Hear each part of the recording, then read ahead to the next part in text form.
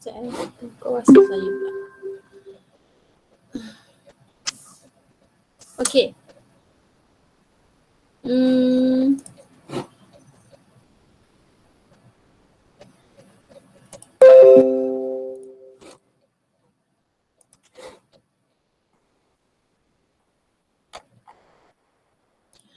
Okay, on our last lecture, we've stopped at this slide where we look at the 4 levels of protein structure.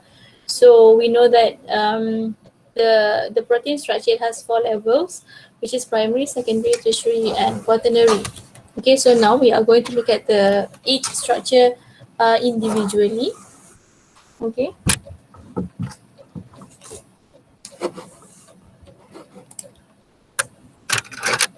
Okay. Okay, so this is the primary structure. So it says here it consists of unique linear sequence of amino acids determined by the genetic code carried in the DNA nucleus, in the DNA molecule in the nucleus. Okay, so kenapa dalam statement ni dia mention pasal DNA lah, nucleus lah, whatever? Sebab all the proteins, okay, synthesized by cells, okay, that are required by your body or the organism body, is synthesized based on the instruction of DNA in the nucleus. Okay, so enzyme, hormones, structural protein, whatever proteins that the body requires are synthesized based on the instruction from the DNA which is stored in the nucleus. So every protein, okay, whatever protein there may be, so each protein will have their own sequence of amino acid. Okay, that's why every different type of protein, enzyme A, enzyme B, hormone A, hormone B, whatever protein, they have their own sequence of amino acid. That's why it says here unique. Okay, different sequence of amino acids. Okay, in the polypeptide chain. Okay. So as you can see, individually, so this is the amino acid, okay, that are linked together through the formation of covalent bond. We call it as the peptide bond. Okay. So this is the peptide bond lah in between. Okay, so glycine, proline, threonine, and so on. And then and on this side here, this is what we call it as the N terminus. This on the other end, on this end here, we call it as the carboxyl N ataupun C terminus. Okay, amino N terminus, carboxyl N or C terminus. Okay.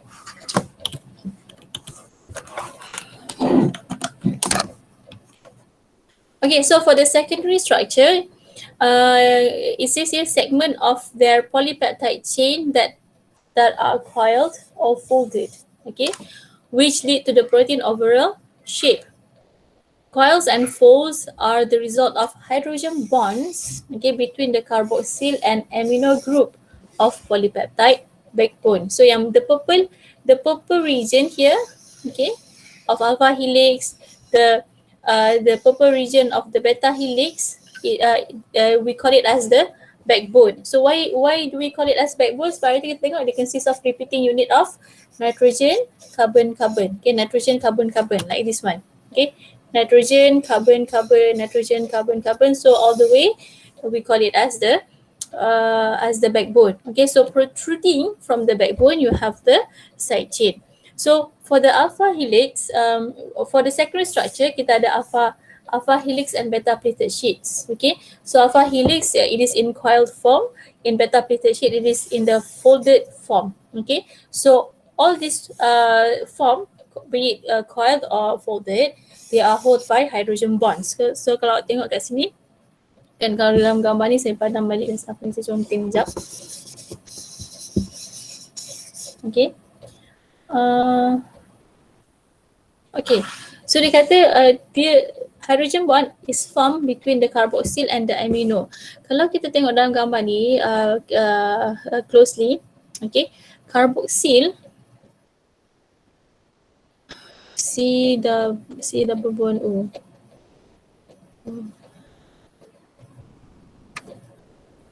Okay. Okay, ini yang hitam ni adalah carbon. So yang merah ni kan, itu adalah oksigen. Okay, the black atom is the carbon kan. So nampak yang the blue one is the nitrogen. So carbon nitrogen kan, carbon nitrogen. Okay, nitrogen over here. So the formation of hydrogen bond is between the oxygen of the carboxyl group with the hydrogen of amino group of the opposite amino group that it encounters along the chain too, so that it forms hydrogen bond. Okay, so the hydrogen bond is formed between oxygen of carboxyl and hydrogen of amino. Okay, all the way. Okay, all the way. So as for the beta plated sheets, same also. So it forms between oxygen of carboxyl, okay, and hydrogen of amino. Okay, so they will form hydrogen bond. Okay, so saya dah explain dah, sama je. Alpha helix, the polypeptide chain is coiled to form helical structure. Okay, so the helical shape is maintained by hydrogen bonds between an oxygen of carboxyl of one of the amino acid. Okay, nampak ni? Okay, C double bond O, dia asalnya dia adalah carboxyl, tapi dia dah remove OH kan. OH masa formation of peptide bond that involve the removal of water tu kan. So dia jadi macam ni je lah, dia tinggal carbon and oxygen saja. Okay. So on the opposite amino acid that along the strand. Okay, so this is another amino acid for the nitrogen but that bonded with the hydrogen. So they akan form hydrogen bonds. Okay, so samalah. So the hydrogen bonds are formed between every 4 amino acid. Okay, every 4 amino acid there is formation of hydrogen bond. Every 4 amino acid there is formation of hydrogen bond to form the helical structure. Okay, of alpha helix. So ingat kalau alpha helix dia hanya melibatkan one polypeptide chain that coiled, okay, that are coiled, that forms the coil structure. Okay, the alpha helix structure. So same goes to beta plated sheets. So if you look at the definition here, saya nak awak tengok dengan jelas. It says here 2 or more segment of a single polypeptide chain. Tolong highlight ni. Okay. So 2 or more segment, bahagian dalam polypeptide chain that are folded and they are parallel to one another, okay, to form the beta plated sheets. So are arranged parallel to one another and hold together by hydrogen bonds. So hydrogen bonds hold neighboring strand in different regions of the polypeptide chain. So remember this one, for the beta plated sheet, do not assume it involves separate polypeptide chains. This is not the first strand, this is not first strand, this is not the second strand. Okay, so this is actually one polypeptide chain that is folded, that forms the beta plated sheets together. So saya bagi contohnya. Okay, so initially primary structure is like that, straight chain. Okay, so for beta plated, we assume it like this. Okay, one strand, one polypeptide chain that folds like this. Okay, so dia cakap apa? 2 or more segment. Okay, satu segmen dia folded. So ini boleh alpha helix, ini boleh pleated, ini boleh alpha helix. Okay, ini pleated. Okay, ini boleh helix, ini boleh pleated.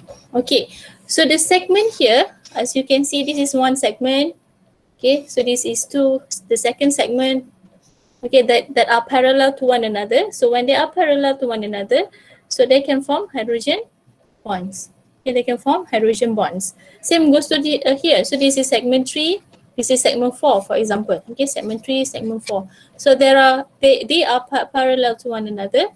So they will interact through the formation of hydrogen bonds. Let's ni lah kan dia parallel. Okay, hydrogen hydrogen bonds. So nampak So you always have to remember, for secondary structure, it still involve one polypeptide chain. Okay, one polypeptide chain that in this case in beta pleated sheet they are folded, and the two segment here, they are parallel to one another to form the beta pleated sheets. Okay, so the polypeptide chain become folded. So the property for this beta pleated sheet, it has high resistance to stretching. Okay, dia kuat, dia menjadikan protein polypeptide chain tu kuat. Okay, high resistance to stretching. It is strong but also flexible. Okay. And then for the tertiary structure, so tertiary structure is the overall 3D shape of a polypeptide chain that result in the interaction between R groups of the amino acid that form it. Okay, so this interaction between the R group includes hydrogen bonds, ionic bonds, hydrophobic interaction, van der Waals interaction. So ingat ada 4. 1, 2, 3, 4.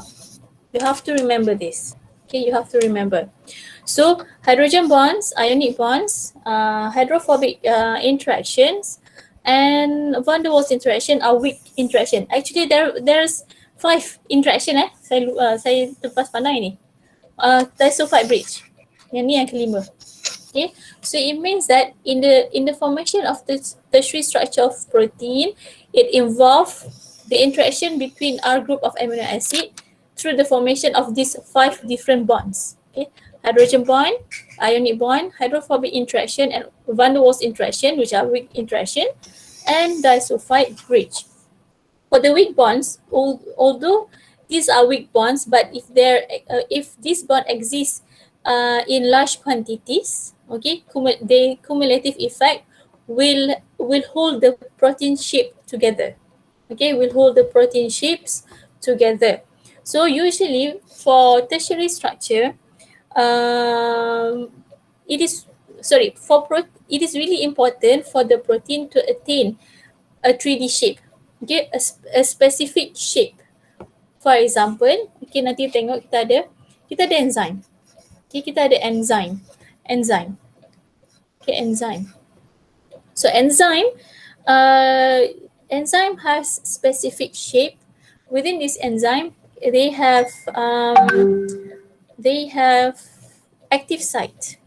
Okay, so in which the active site is the place for the substrate to enter, for the enzyme to catalyze the reaction to convert the substrate into product. Okay, so in order to attain this 3D shape, it is through the interaction between the amino acid, between the R group of the amino acid. Okay, so usually for protein, if you exert high temperature, okay, it can cause the protein or the enzyme to denature. Why? This is due to the weak interaction of bonds that hold the protein shape together. For example, hydrogen bonds. If you were to heat a protein, okay, the hydrogen bonds that hold the protein shape will break. Okay, it will break. And causes the protein to lose its functional shape. Okay, itu adalah kalau protein tu selalunya dia adalah daripada jenis globular protein. Tapi macam itulah. Okay, lagi satu kita ada fibrous protein. So fibrous protein is another protein, okay, that have functional role. Nanti kita akan tengoklah. Okay, so this is it shows you how the 3D structure is attained. Okay, tadi kita tengok let's say lah, this is one strand of polypeptide chain. Okay, so in this polypeptide chain, the structure can be helical. It can be helical. It can be pleated, contohnya kat sini. Helical lah, pleated. So mana yang dia pleated tu dia boleh perform hydrogen bonds lah. Okay, So let's say lah, this is one amino acid, this is another amino acid. Okay, ini alpha helix. Kita buat alpha helix lah all the way, senang. Okay, alpha helix. So in tertiary structure ada beta plated, ada secondary structure. Okay, but in order to hold a certain functional shape, kena melibatkan tertiary level. Okay, tertiary level. Okay, so imagine sini ada satu amino acid, sini ada satu amino acid protruding from the backbone. You have the side chain. All these are side chain. Okay, side chain, side chain, side chain, side chain. Ini adalah amino acid kat sini, amino acid kat sini, amino acid kat sini, and also here. Okay. So kita tengok sampel yang pertama yang side chain warna hijau ni. Kita dah belajar, okay, amino acid, we can categorize the amino acid into 4 groups. There are amino acid that are polar. There are amino acid that are non-polar. There are amino acid that is acidic. There are amino acid that is basic. Okay, so the first amino acid here, kan, ini amino acid yang pertama yang saya tunjuk ni. Tengok dia punya side chain dia ada hydroxyl. Okay, ada hydroxyl OH. So kita belajar hydroxyl ni, hydroxyl dia punya property is polar. Okay, polar, and this amino acid here, the second amino acid here, it has carbonyl group. Carbonyl group is also polar. Okay, so when these two region of the side chain they encounter each other, so they start to form interaction. Okay, so the interaction formed here is hydrogen bond, because there's hydrogen bond, the hydrogen atom of hydroxyl form hydrogen bond with oxygen of the carbonyl group here. Okay, so that is hydrogen bond. So amino acid yang ketiga here. Okay, so the amino acid 3 encounters amino acid 4 here. Okay, so this is amino acid, we call it as non-polar. Non-polar amino acid. Yang ni pun sama, non-polar amino acid. Okay, sebab apa? Dia consists of hydrocarbons, carbon and also hydrogen in that region of the side chain. Okay, so when amino acid 3 and 4 encounters each other, they start to interact through the hydrophobic interaction and also van der Waals interaction. Okay, so you have interaction between amino acid 3 and 4. Okay, to cause the polypeptide chain to fold. Another thing, as you notice, for polar amino acid, they will be isolated, okay, from the aqueous solution. Imagine yang kat surrounding ni adalah aqueous solution.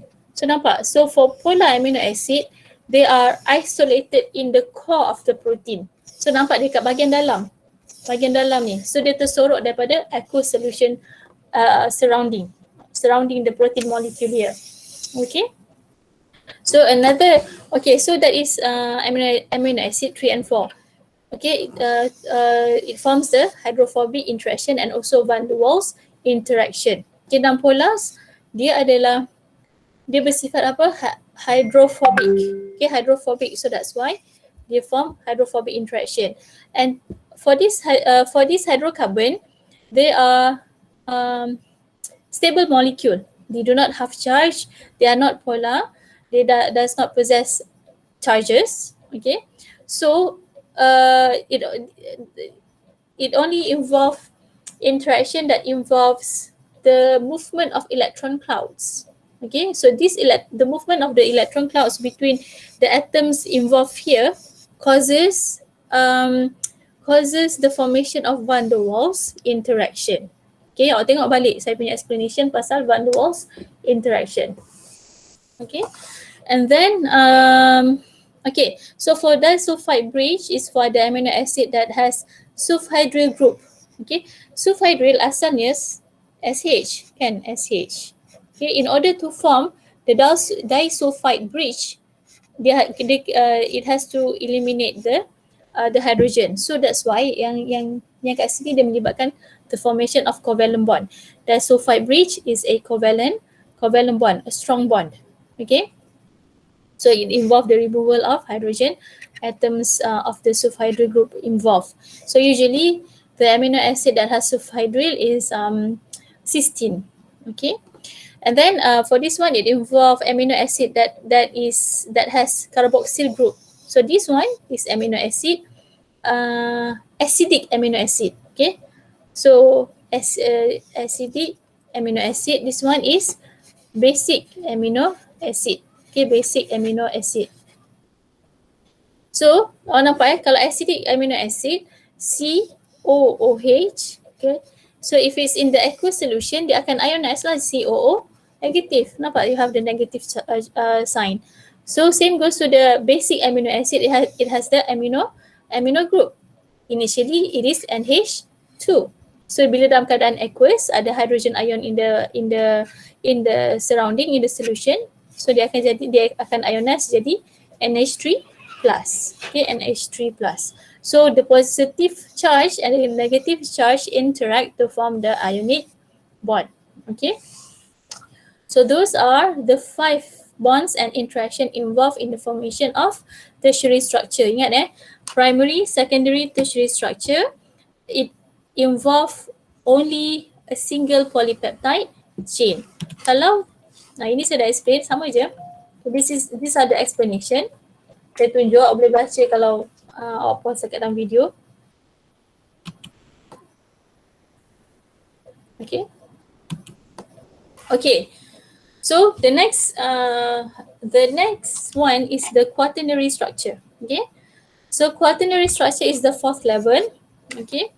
So quaternary structure results when 2 or more polypeptide chains join to form one functional protein. Okay, one functional protein. So please highlight, it involves 2 or more polypeptide chains. Okay, for example, collagen. And another example is hemoglobin. Okay, so collagen is a fibrous protein, okay, consisting of 3 polypeptide coiled like a rope. So this one is a collagen. So dia ada 3 polypeptide chain, 1, 2, okay, and the green polypeptide 3. Okay, 3 polypeptide chain in the alpha helix stage. Okay, that are coiled together to form the tertiary structure. Okay, so this is the elaboration for the collagen. So collagen is a fibrous protein. Fibrous protein, it means that the protein is not soluble. Okay, they form structural protein. Okay, structural protein supposed to be not soluble. Has 3 identical polypeptide coiled into a larger triple helix. Okay, giving the long fiber great strength. So function as girders of connective tissue in skin, bone, tendons, and ligament. Okay. Obviously lah. So this structure supposed to be not soluble, kan? Alright. So collagen accounts for 40% of protein in the human body. Okay, so second example is hemoglobin. Hemoglobin is a globular protein consisting of 4 polypeptide, which is 2 alpha and 2 beta. So as for globular protein, kalau fibrous tadi kita tengok dia not soluble. Okay. As for globular protein, they are supposed to be soluble. Okay, soluble protein. Okay, soluble protein. So, hemoglobin, for example, hemoglobin is the pigment that are found in red blood cells in your blood. Okay, so because they have to travel in your blood, so your blood are fluid. Okay, consisting mostly of water. So for globular protein, they are soluble. Okay, this is so that they can easily be carried in your body fluid, for example. Okay, so another so kalau macam enzyme, hormones, okay, so those are protein that that are globular protein. Globular protein maksudnya dia form globular structure lah. Macam tu kan, globular structure. Macam tu. Okay. Bentuk globus. Okay, 3D structure. They have to attain specific shape in order for the protein to be functional. Okay, so for hemoglobin, so it is the oxygen binding protein. Okay. Okay, it is the oxygen binding protein of red blood cells. If they are globular protein, a globular protein. Okay, nampak bentuk globule macam tu. Okay. Consists of 4 polypeptide subunit, 2 alpha and 2 beta. 1 and 2 alpha, okay, and 2 beta. Okay, so both alpha and beta subunit consist primarily of alpha helical secondary structure. Nampak kebanyakannya dalam bentuk helical ni. Okay. So maksudnya hemoglobin ni dia ada, obviously lah ada primary, dia ada secondary, dia ada tertiary, dia ada quaternary. Okay. So in order for the hemoglobin to function, it has to attain the quaternary structure. So at the center of each subunit, it consists of a hem group. Okay, a hem group. Within the hem group, you have iron. Okay, ferrum. So the function of the ferrum or the iron is to bind to oxygen molecule. Okay, molecule. Bukan oxygen atom, oxygen molecule. So it means that for one hemoglobin, it can bind to 4 oxygen molecule or 8 oxygen atoms. Okay, so the hemoglobin is basically pigments that are found in red blood cell. So one red blood cell can contain hundreds of thousands of hemoglobin pigment. One red blood cell. Boleh check facts ni kalau saya salah. Kalau saya pernah terbaca dalam one red blood cell can contain up to 250,000 hemoglobin. Okay, 250,000 hemoglobin. Okay, so imagine one red blood cell, how many molecule of oxygen it can carries. Okay. Okay, so protein can also be classified based on, okay, tadi kita tengok level of structure. Primary, secondary, tertiary, quaternary. So now you can also classify protein based on yang pertama, structure, composition, and function. Okay, so for structure, you can classify them based on how they are arranged. Okay, so if the protein attain a globular structure, fold into specific shape such as enzyme so that it can form active site for substrate to enter to catalyze the reaction, kan? So these are globular proteins. Okay, for fibrous protein macam collagen tadi so those are fibrous protein to form structural protein. Okay. Another way of classifying protein is by looking at the composition of the protein. Okay, so if the protein consists of 100% amino acid, we call it as simple protein. But if the protein has other component other than protein, we call it as conjugated protein. Macam tadi kan, hemoglobin ni. Apart from having amino acid, it also has hem group. So hemoglobin is an example of conjugated protein. Okay, yang dalam level quaternary structure, yang mana dia adalah globular protein. Okay, dia adalah globular protein in the quaternary structure. Dia juga adalah conjugated protein. Okay, so another way of classifying the protein is by looking at the protein function. Okay, so there are protein that have structural function macam collagen tadi. Catalysis macam enzyme. Okay, signals macam hormones. Okay, hormones. Movement, actin myosin in the muscle. Defense, antibody.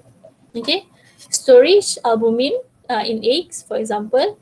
Transport, such as for example carrier protein or channel protein that are embedded in the plasma membrane, which function to move substance across plasma membrane.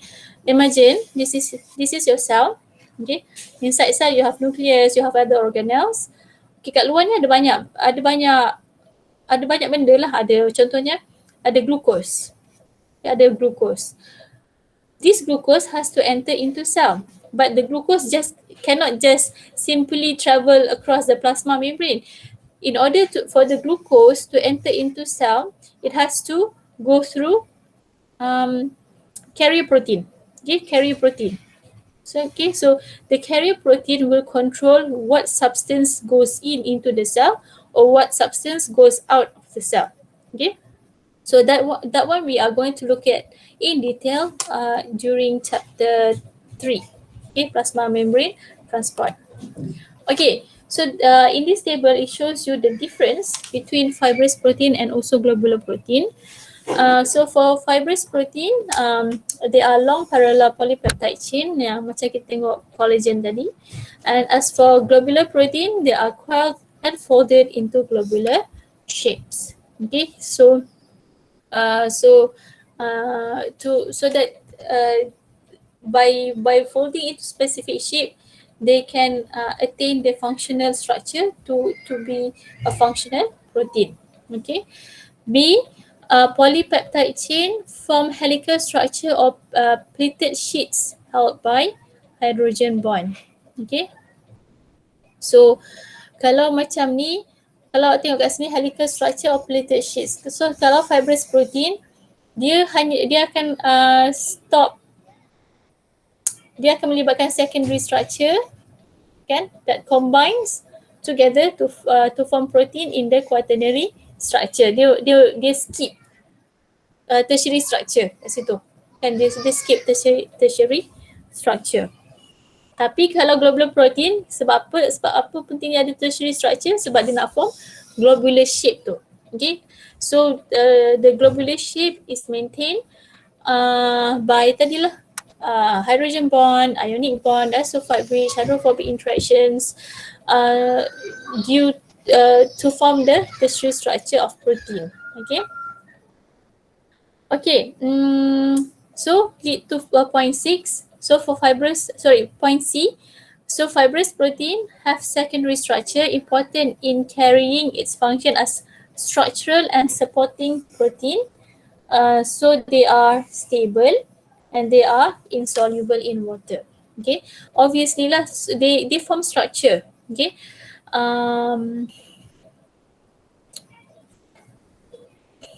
macam collagen, keratin, they cannot be soluble in water. Okay, so if they are soluble in water, dia akan pose a problem kat situ lah. Okay, so contohnya is protein, keratin, collagen, elastin, fibrin, silk protein. Keratin are protein that are found in your skin, in your nail, in your hair. Imagine if this protein were to be soluble, lepas awak mandi awak dah tak wujud dah. Macam skin awak dah larut, rambut awak dah larut dalam air, faham tak? So the property, they must be insoluble in water. Because they are stable structure. Okay, so the repetitive regular amino acid sequence. Sorry for the background noise. Okay. So repetitive regular amino acid sequence. So maksudnya the sequence of amino acid are the same. Okay, are the same because they form just a protein structure yang duduk kat situ je, faham tak? Okay, keratin. So the amino acid keratin is the same. Okay, the amino acid sequence of keratin in your hand or keratin in your face of your skin, they are the same. Okay, macam tu. Okay, sama juga collagen, the repetitive regular. Okay, repetitive regular sequence of amino acid. Okay, So kalau untuk globular protein, C have tertiary and quaternary structure determines its metabolic function. Okay, so for globular protein, they have metabolic function. So they are relatively unstable structure, soluble in water, can form colloidal suspension. Okay, so they have irregular amino acid sequence. So example, hemoglobin, myoglobin, enzyme, antibody, hormones. Okay, so you have many enzyme, you have many hormone, you have many types of different antibodies. Okay, so all these, or you have antibody A, B, C. Okay, so all this antibody, the sequence of amino acid will be different. So that's why irregular. Enzyme, we have so many different enzyme. Okay, that have so many different function. Okay, so each of these enzyme will have different sequence of amino acid. Same goes to hormone. You have many different types of hormone. You have insulin, you have glucagon, um, many other hormones can. So all these hormone, the sequence of amino acid will be different. So that's why irregular. Okay. Okay. So second way of classifying protein is by looking at its composition. Okay. So the first one, you have simple protein, consists of only amino acid, do not contain any other substances. Okay. So example, albumin. Okay, putih telur tu. Okay, serum albumin. Globulin, antibodies. Fibrinogen, the one that involve the protein that involved in blood clotting mechanism. Histone, protein associated with DNA. Your DNA molecule is really large.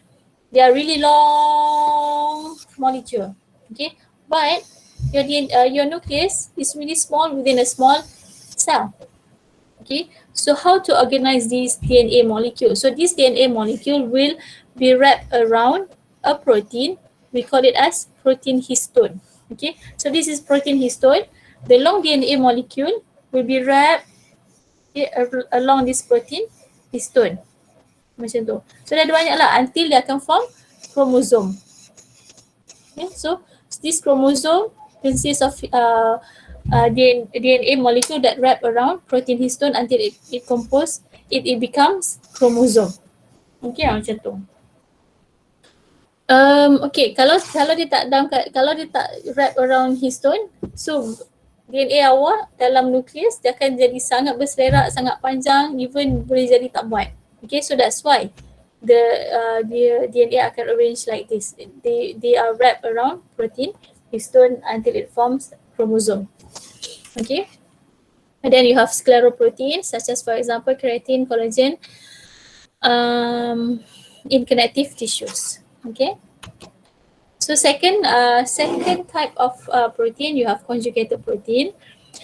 So it consists of combination of protein and other substance. Okay, non-protein materials. Okay, you can call it as the prosthetic group.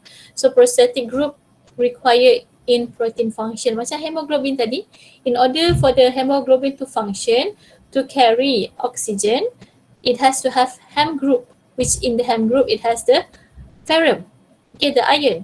So without having Hem group, there is no iron.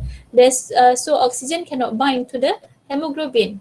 Okay, so in order for the protein to be functional, they have to have prosthetic group in order to allow the protein to carry out its function. Okay, its function.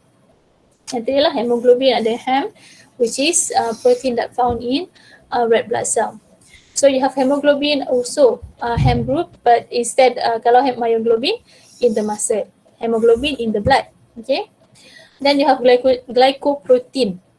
Glycoprotein adalah protein combine dengan karbohidrat, which is polysaccharide. So they are found in the cell. Okay, specifically they are found in plasma membrane and also blood serum. For lipoprotein, kan, protein campur dengan lipid lah. Okay, so again they are component of cell membrane. Dalam plasma membrane kita ada kolesterol. Okay, kolesterol. Oh, je lah kolesterol kat sini kan. Saya susah nak tulis sebab saya tulis dengan jari ni. Okay. cholesterol. Okay, so cholesterol. So so lipid is cholesterol. And one example is cholesterol that are found in the plasma membrane. Okay. Yep.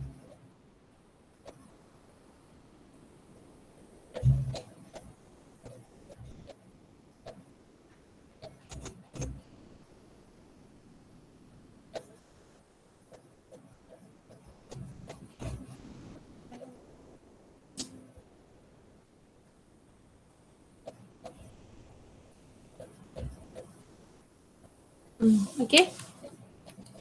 And then next one is nucleoprotein. Okay, nucleoprotein, nucleic acid, um, chromosome and ribosome. Nucleoprotein. Bila awak dah combinekan yang tadi tu, kan yang histone with the wrap DNA, baru kita boleh consider dia sebagai nucleoprotein yang akan menghasilkan kromosom. Okey, contohnya. Okey. Ataupun ribosome. Dalam ribosome ni, it consists of both protein and RNA. Okay. Okay, so next, if you were to classify the protein according to their function, okay, so structural protein, example, keratin, okay, that are found in hair, nails, scales, you see, feathers, horns, silk, okay, so movement, actin, myosin in the muscle, okay, protein yang jenis actin and myosin that are responsible for muscle contraction. Okay, so defense, antibodies or immunoglobulin, and then venoms. Okay, and then storage, albumin in egg white, which is to provide nutrition for embryo in the egg. Okay, and then signaling, so insulin.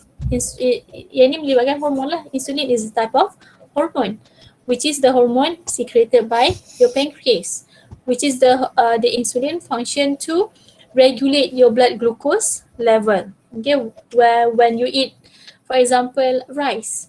Okay, when you eat rice is composed of glucose, many glucose. So once it gets into your body, it causes your blood glucose level to rise.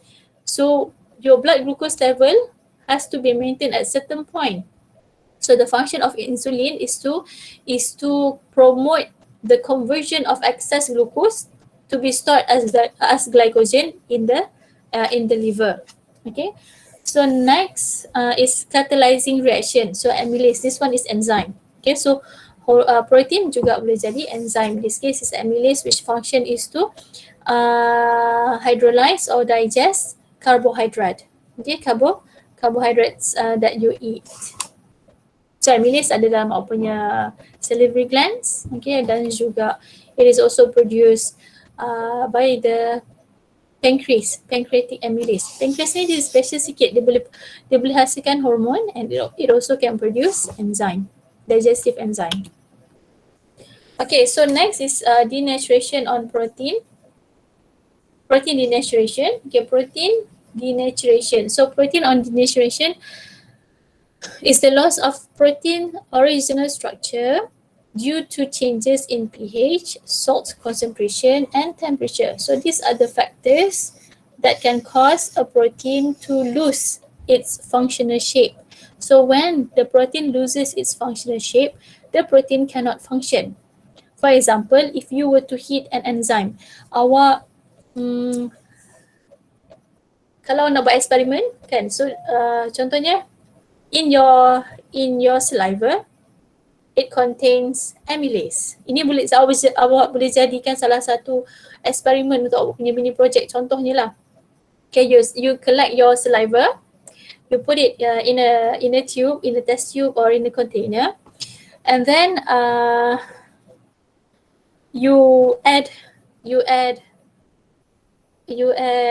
bread, for example. You add bread into that container containing your amylase. Okay, you add a small piece of bread, and then you wait for a while, and then if you have a Benedict solution, you try to mix that Benedict solution with the enzyme with your saliva and see whether there's change of color. Okay, so if there's change of color from blue to bright red, it means that the amylase is now has digested the carbohydrate in the bread. But if you were to heat that saliva or panaskan dia, kan, that the saliva contains amylase, and you do the same experiment, you after that you add Benedict, boleh tak berlaku perubahan color lepas tu? Kan, sebab tak boleh lah. Sebab apa? Sebab amylase tu dah denature, it loses its functional shape, so the amylase cannot function to break down the carbohydrate in the bread, for example. Okay, so usually when you increase the temperature of certain protein beyond its optimal temperature, the effects is permanent. It is hard for you to get back the original functional protein kat situ. Okay, tapi kalau macam contohnya pH, kadang-kadang boleh kan. Kadang-kadang if you change the pH back to the normal optimum pH, the protein can attain back its original shape. Tengoklah keadaan. Okay, tengok keadaan. Okay, so a denatured protein sometimes can return to its functional shape when the denaturing agent is removed. Okay, or the chemical and physical aspect of its environment are restored to normal. Contohnya kalau ubahkan pH, kan, supposedly the optimum pH for that certain enzyme is supposed to be 7, tapi awak tambah acid, so it cause the protein to denature.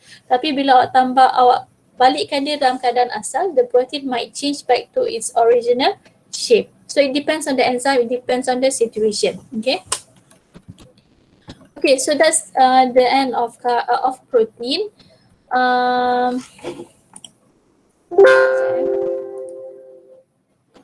Okay, so I just want to ask, S47 you have class with me after this on tutorial. S48 you have class with Madam Huda for physics tutor, kan? Yes.